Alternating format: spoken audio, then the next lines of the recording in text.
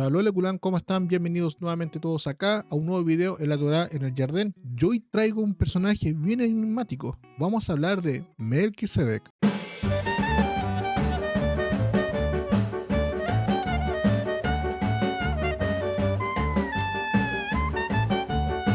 Bien, antes de comenzar con el video, te voy a pedir que te suscribas y no olvides dejar un like que me ayuda bastante a seguir creciendo en YouTube y traer obviamente mucho más material interesante como este. Así que ahora podemos ver el video. Bien, tal como dije en el principio del video, vamos a hablar el día de hoy de un personaje tremendamente enigmático llamado Melquisedec. Es un personaje que la tradición judía, incluso la cristiana, va a relatar o va a discutir o va a crear tradiciones o interpretaciones sobre este personaje y la interacción que tiene con Dios y con el padre Abraham. Lo curioso de todas estas interpretaciones que sean sobre este personaje es que aparece solamente dos veces en la Biblia hebrea. Aparece una vez en el libro de Génesis, cuando nos relata la historia que sale al encuentro del padre Abraham, que viene de vuelta de una guerra para rescatar a su sobrino Lot. Luego mencionado en el Salmo 110 y luego mencionado incluso en el Nuevo Testamento una sola vez en el libro de los Hebreos. Melquisedec fue un personaje tan enigmático en su época como lo fue Enoc también para la tradición judía. Melquisedec en sí no es un nombre propio, es una composición, es un título en realidad sobre un personaje. Melquisedec es una composición de dos frases, Melqui y Sedec, que en el hebreo vendría siendo Melqui, que viene de la palabra Melech, que significa rey, y Sedec, que significa justicia. A pesar, y que solamente lo voy a dejar entre paréntesis y no voy a entrar en este tema, en el mundo cananeo, especialmente lo que se encontró en las excavaciones en Ugarit, Sedec es un nombre de una deidad cananea. Así que le daría algún sentido este nombre de Melquisedec sobre ese tema. Solamente quiero dejar eso ahí, no voy a entrar y vuelvo a la información de la tradición judía. Entonces este personaje, que es tremendamente enigmático, se van a hacer muchas interpretaciones, empezando por el texto de la Torá, sobre buscando quién es este personaje que aparece de repente, aparece de la nada, que no tiene ningún sentido en el texto. Abraham viene de una guerra con los reyes de Sodoma, y Gomorra, ¿no es cierto? Y viene de vuelta y se les encuentro una persona que al parecer se conocen, o al menos buscaron una oportunidad de conocerse, que es lo que vamos a conocer después como la relación de Abraham y Melquisedec, donde Abraham, comillas, le diezma sobre este botín y tienen como una especie de celebración con pan y vino. Entonces veamos lo que dice primeramente la Torá sobre este tema. Vamos a ver algunas cositas interesantes que muchas veces leemos y no nos damos cuenta porque nos vamos al texto en hebreo y nos vamos a encontrar con un detalle interesante para empezar. Entonces el texto dice así, en el Génesis 14, versículo 17 en adelante nos va a relatar la historia. Dice, y salió el rey de Sodoma a recibirlo cuando volvía de la derrota de Kedorlaomer y de los reyes que estaban con él, en el valle de Shabé, que es el valle del rey. Entonces Melquisedec, rey de Salem, sacó pan y vino, el cual era sacerdote de Dios alto. Y bendíjole, y dijo a Abraham, del Dios alto, poseedor de los cielos y la tierra. Y bendito sea el Dios alto, que entregó tus enemigos en tu mano, y diole a Abraham los diezmos de todo. Si nos damos cuenta, solamente en esta parte aparece Melquisedec, y después no es relatado y no es mencionado nunca más, como lo que ya he dicho. Hay un tema interesante en este texto, primero que sale de Sodoma a recibirlo, no dice de dónde proviene Melquisedec, no dice si tiene padre, madre, hijo, si tiene genealogía, cómo murió, no dice nada más. Lo único que nos dice es que vino al encuentro de Abraham, sacó pan y vino, y es una simbología importante posteriormente en la tradición judía, incluso dentro de la Torá, y dice que lo bendice en el nombre de Dios alto, del El Elión, que es lo que dice en hebreo. Y luego dice en una parte re importante, dice que Abraham le dio el diezmo de todo. Ok, en esa parte que Abraham le dio el diezmo de todo es un tema interesante, porque esto que Abraham le dio el diezmo de todo son de las traducciones, son de las interpretaciones que hicieron sobre el texto. En realidad, el texto en hebreo no deja claro quién le dio el diezmo a quién. Por la sencilla razón que el nombre Abraham no aparece en esta parte del texto.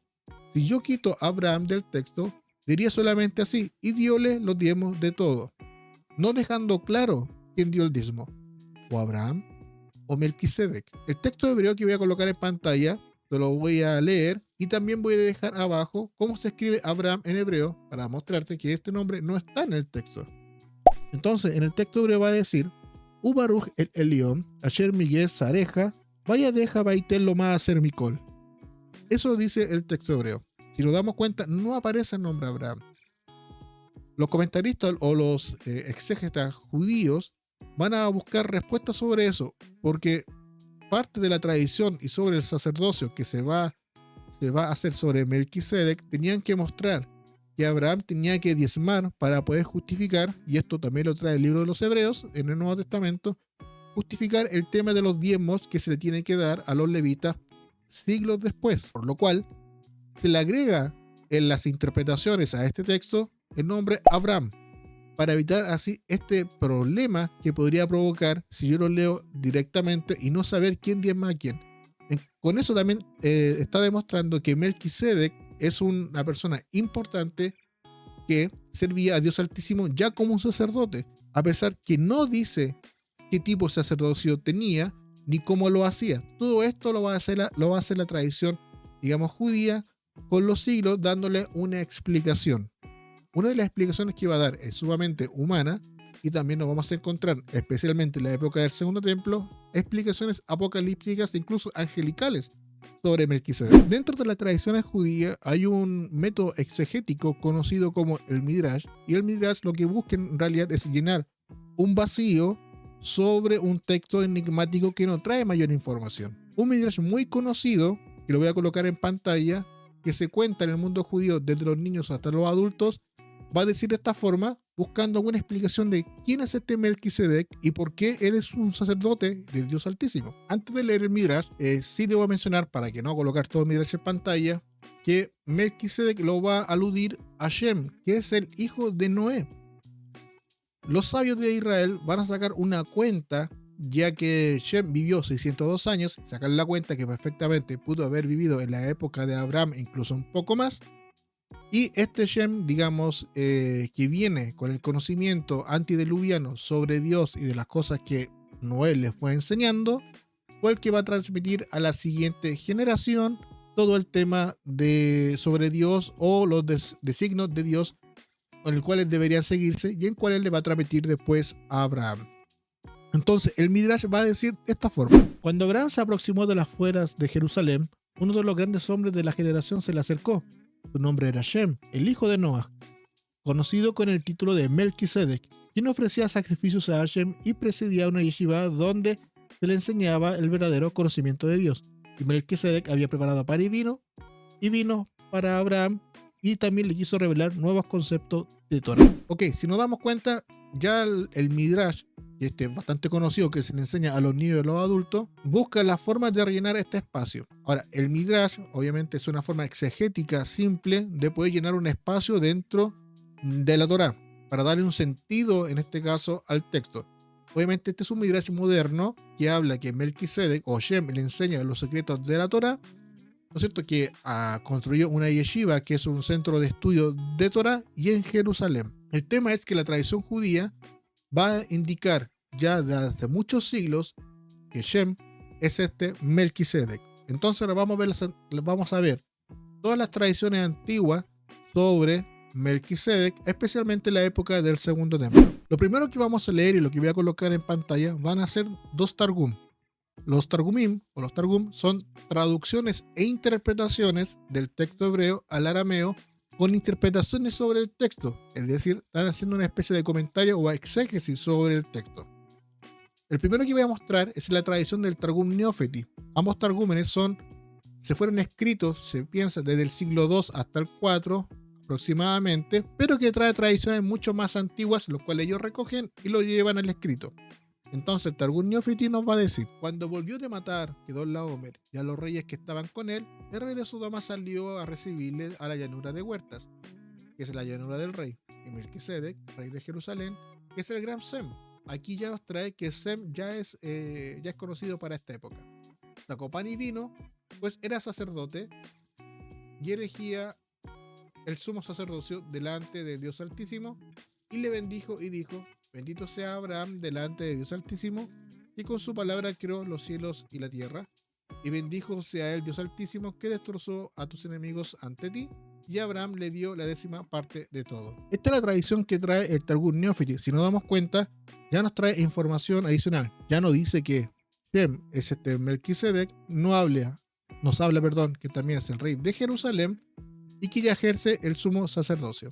Y también trae esta solución del texto hebreo, de cual no menciona a Abraham, y dice que ya Abraham le daba la 10ª parte de todos, a pesar que está entre paréntesis porque en el arameo tampoco lo trae. El segundo Targum, el Targum Pseudo-Yonatan, también va a traer algunas variantes del Neofiti, el cual voy a colocar en pantalla, que dice así: y salió el rey de Sodoma a su encuentro después que volvió a matar Kedorlaomer y a los reyes que estaban con él, a la llanura de Mefaná, que es el estado del rey, y Melquisedec, que era Shem, vuelve a repetir eso, hijo de Noé, rey de Jerusalén, lo vuelve a repetir, salió al encuentro de Abraham y le sacó pan y vino. En aquellos tiempos servía ante el Dios Altísimo, y lo bendijo y le dijo: bendita sea Abraham del Dios Altísimo por causa de los justos. Información adicional: creó los cielos y la tierra, y bendito sea el Dios Altísimo que ha hecho a tus enemigos como un escudo que recibe un golpe, y le dio un 10º de todo de lo que había recuperado.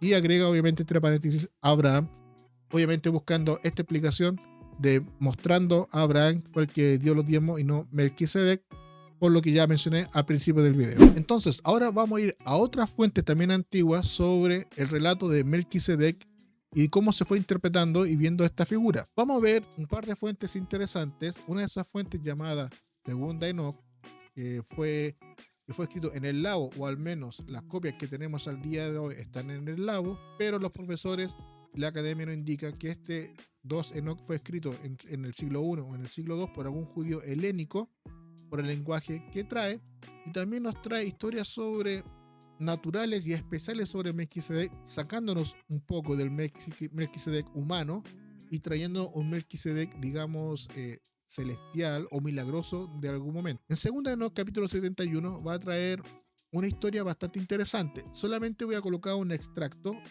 Antes de leer ese extracto, te voy a explicar de qué se trata la historia. La historia cuenta a Nir, que es el hermano de Noé, según esta tradición, y su esposa Sopanima.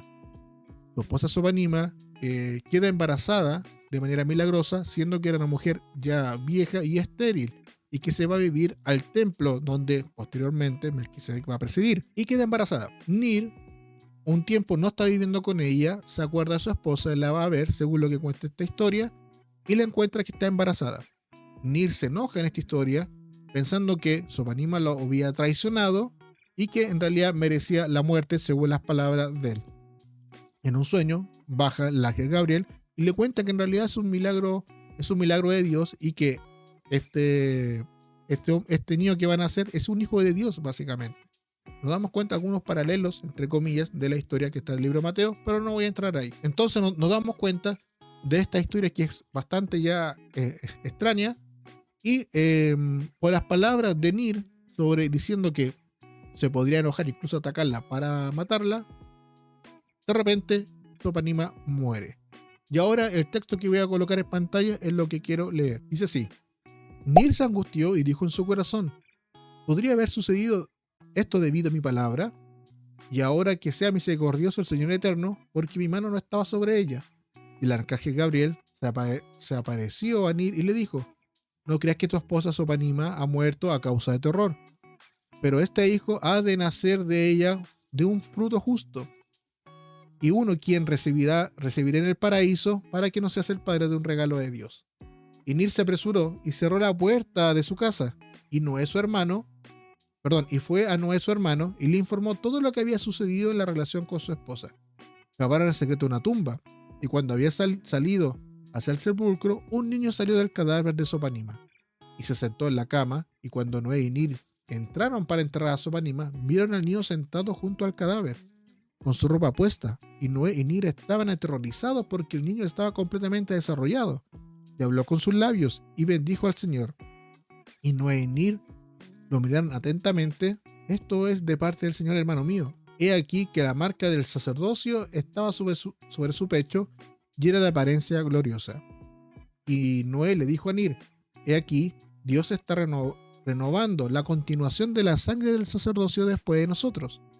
Y Noé y Nir se apresuraron, lavaron al niño, lo vistieron con la vestidura del sacerdocio, le dieron el pan sagrado y él lo comió. Y llamaron su nombre Melquisedec.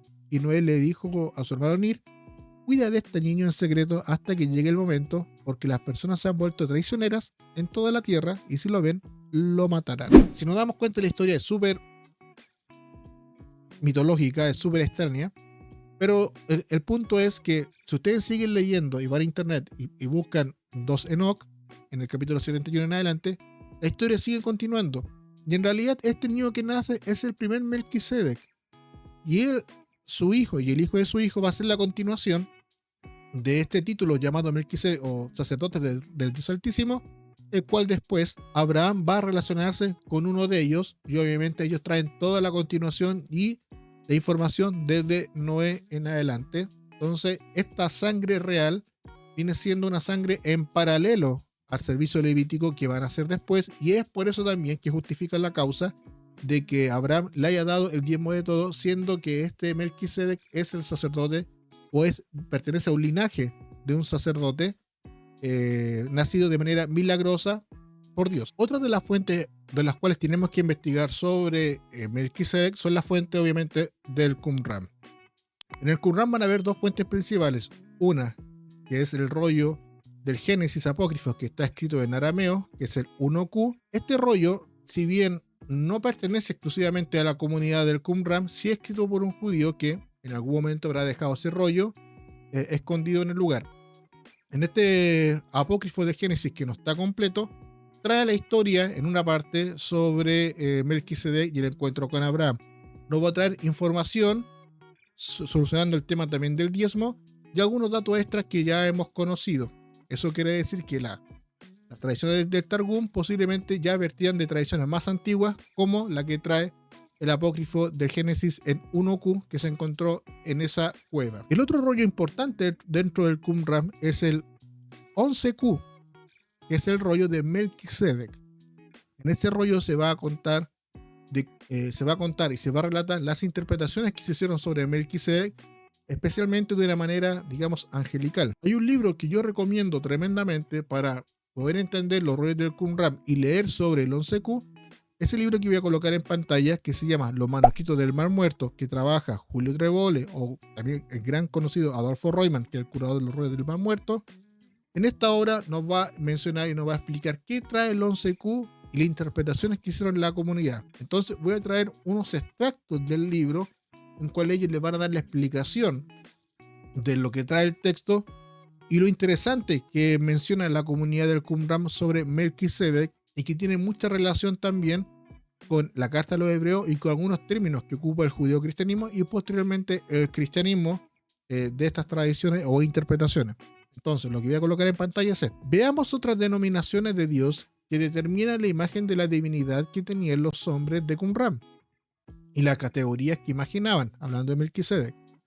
Así, en el cántico del sacrificio sabático nos encontramos con la denominación Dios de la luz, la del conocimiento, la del querubín del conocimiento, santos eternos, más santos, y en algunas ocasiones Melquisedec aparece designado como un ángel, ojo con eso, y de alguna forma como Dios, como interpretación del Salmo 82.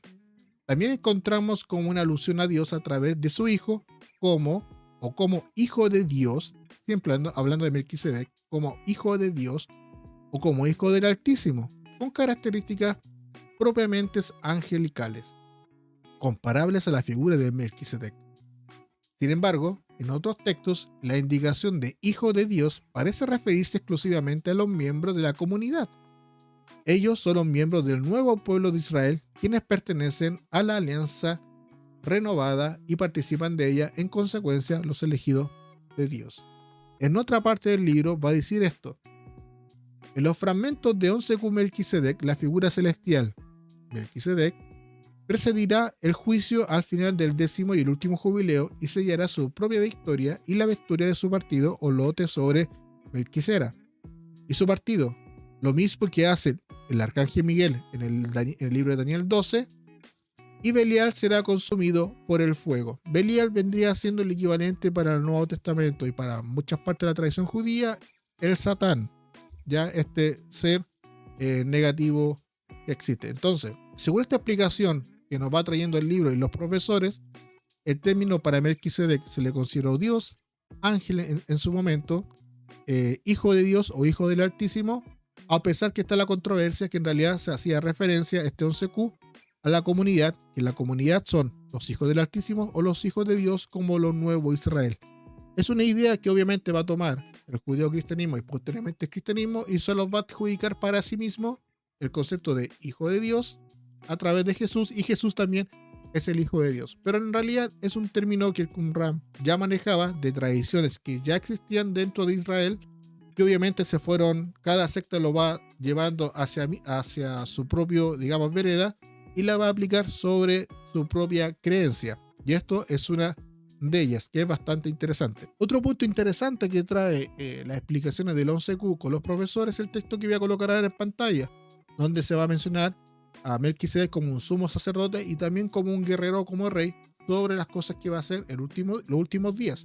Entonces el texto que coloco en pantalla ahora dice así: así lo hace también 11Q Melquisedec, donde en el final de todos los días tendrá lugar el anuncio del perdón de la deuda, que se refiere a los pecados, en la primera semana del último de los 10 días de jubileos, que lo culminará el día de la expiación, refiriéndose a Yom Kippur en el mundo judío. Cuando Melquisedec, sumo sacerdote del cielo, fíjense, cuando Melquisedec, sumo sacerdote del cielo, pronuncie la sentencia del juicio, en ese caso la expresión que se utiliza, que está hablando de los pactos, a fin de que tú puedas alegrar el final de los últimos tiempos. Si nos damos cuenta, en esta porción ya de 11Q está mencionando a Melquisedec como el sumo sacerdote de los cielos, ya que el libro de los Hebreos va a hacer referencia después con Jesús, haciéndolo el Cristo, ¿no es cierto?, de un sacerdocio mayor en los cielos. Pero está tomando estas tradiciones, básicamente. Luego, sigue los profesores explicando. Este concepto del final de los tiempos, según el cual el juicio final tendrá lugar en la 10ª semana, concuerda con lo que el Apocalipsis trae en las semanas de primera de Enoc, composición que se encuentra en los manuscritos del Mar Muerto, en el que aparece el Q y habla ya de los otros rollos, y que aparece como un juicio en un plazo fijado al que sigue todo el tema de la renovación. Ok, entonces ahí vuelvo a colocar el libro en pantalla para que lo puedan leer, lo puedan buscar, comprar y leer sobre lo que 1Q y 11Q, el rollo de Melquisedec, empieza a interpretar sobre esta figura enigmática. Bien, entonces quiero dejar este video hasta acá. Obviamente no puedo traer toda la información que hay sobre Melquisedec porque es tremendamente extensa, pero sí les puedo recomendar una Biblia interesante que salió hace poco, que voy a dejar acá arriba en la tarjeta para que puedan ir al último video que subí, que es una review que le hice a la Biblia cronológica de estudio NBLA, donde en el libro de Hebreos deja un artículo mencionando este 11Q y la relación que va a tener Melquisedec con la figura de Jesús. Así que es bastante interesante. Vayan a ver ese video que los voy a dejar por ahí arriba para que lo linken. Y bien interesante. Entonces, para ir finalizando el video, nos damos cuenta que el Midrash, el Targum, las fuentes del Qumran, ¿no es cierto?, y el Nuevo Testamento traen sus propias tradiciones sobre Melquisedec, comparten muchas cosas en común, al igual que el segundo Enoc, el Lago, que trae cosas bastante interesantes también, pero que son varias tradiciones que van trayendo de un personaje que aparece una vez en la Torá, una vez en los Salmos y una vez en el Nuevo Testamento, y nos damos cuenta que hicieron una gran cantidad de historias, interpretaciones sobre un personaje completamente enigmático que hasta el día de hoy sigue fascinando a los estudiosos. Así que gracias por pasar por acá. Si llegaste al final del video, no olvides dejar un like, suscribirse para seguir subiendo videos más adelante. Así que Dios los bendiga y nos vemos en otra ocasión. Shalom, shalom.